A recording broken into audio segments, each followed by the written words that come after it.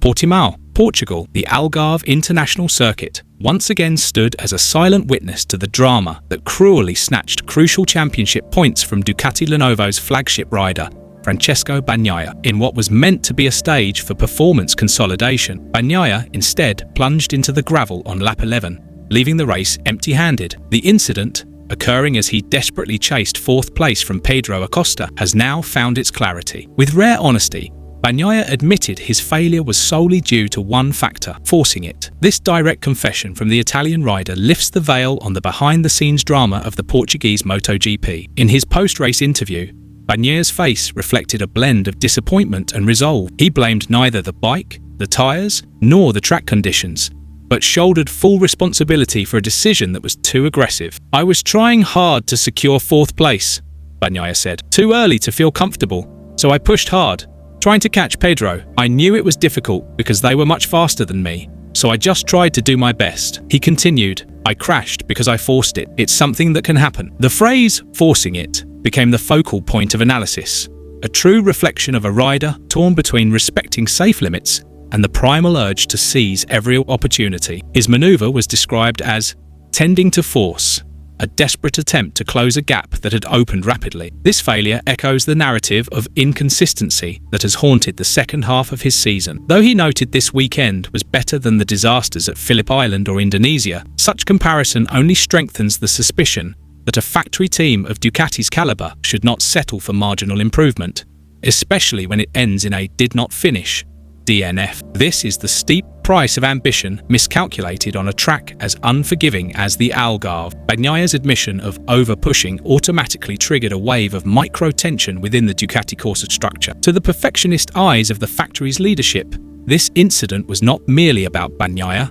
It was about the image and technical efficacy of the Desmosedici project. Paddock insiders reveal that while public support for Bagnaia remains strong, serious discussions are underway involving performance audits and on-track decision-making. Post-crash telemetry analysis reinforces Bagnaia's confession. He entered the corner with speed and lean angle, exceeding the elastic limits of tyre and engine, a miscalculation in pursuit of Pedro Acosta's dazzling form that day. Ducati's top brass, though refraining from public criticism, are reportedly frustrated by the recurring pattern. They respect Bagnaia's effort, but the factory philosophy demands superior risk management and consistent point collection. Losing full points due to an error entirely within the rider's control in a critical championship phase is deemed racing maturity not yet fully formed. This professional terminology encapsulates deep disappointment without harsh words. Internal commentary centers on the importance of knowing when to accept the result, a bitter lesson that must be absorbed swiftly. Away from the cameras,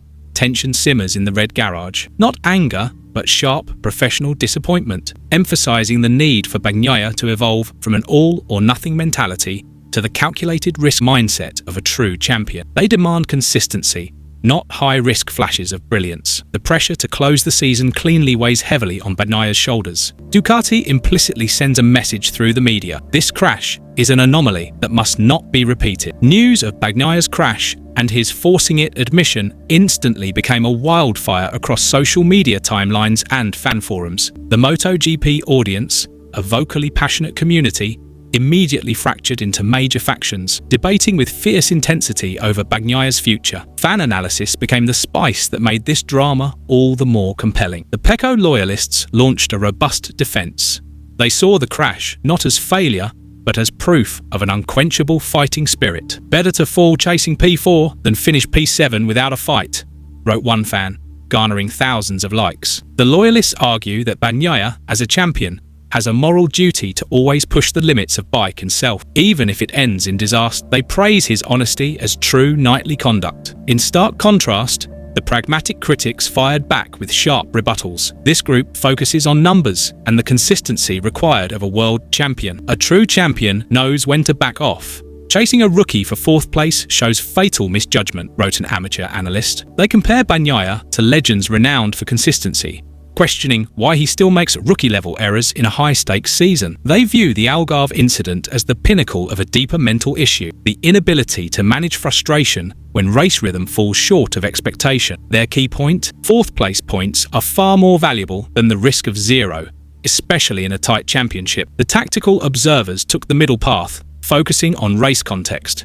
They highlight that Pedro Acosta and his bike were simply untouchable that day. To these observers, Bagnaia's mistake wasn't forcing it, but choosing the wrong target. Had he accepted P5, he'd have taken 11 points home. A heroic push for P4 against an on-fire Acosta was bad gambling, said one commentator. This fierce debate, involving thousands of comments, reveals just how fragile Bagnaia's position is in the public eye. His honesty is a double-edged sword, earning respect for transparency while opening the door to scathing criticism. The Algarve crash was not merely trackside drama. It forced Bagnaia into profound self-reflection. His admission that this weekend was better than previous ones, Phillip Island in Indonesia, is a painful acknowledgement. It suggests his self-imposed standard has shifted from always dominating to merely avoiding total catastrophe. This is a dangerous mindset for a rider leading the world's biggest factory project. Bagnaia's unique pattern, capable of stunning victories followed by crashes in relatively unexpected situations, has become his defining trait. Professional analysts often call it the Bagnaia yo-yo effect. When in his comfort zone, he is nearly unbeatable, but when race rhythm is disrupted or pressure from new rivals mounts, he is prone to overcompensation. On the precision-demanding Algarve track, that split-second decision to take greater risk for fourth place proved catastrophic. To overcome this, Bagnaia and his team must do more than technical tweaks to the Desmercedesi GP. The most critical work is a mental reset. Ducati expects Bagnaia to enter the final races with maturity, the ability to manage emotions and channel racing aggression into controlled speed. This factory demand is an implicit ultimatum. They have provided the best bike on the grid. Now the ball is in the rider's court. Success in the final races is no longer just about results. It is about breaking the cycle of self-inflicted errors born of over-desire to prove himself. Bagnaia's honest admission is the first step, a catharsis.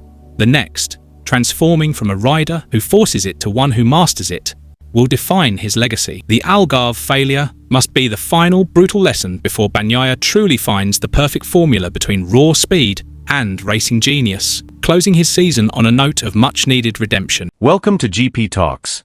Don't forget to subscribe and press the bell icon for more updates.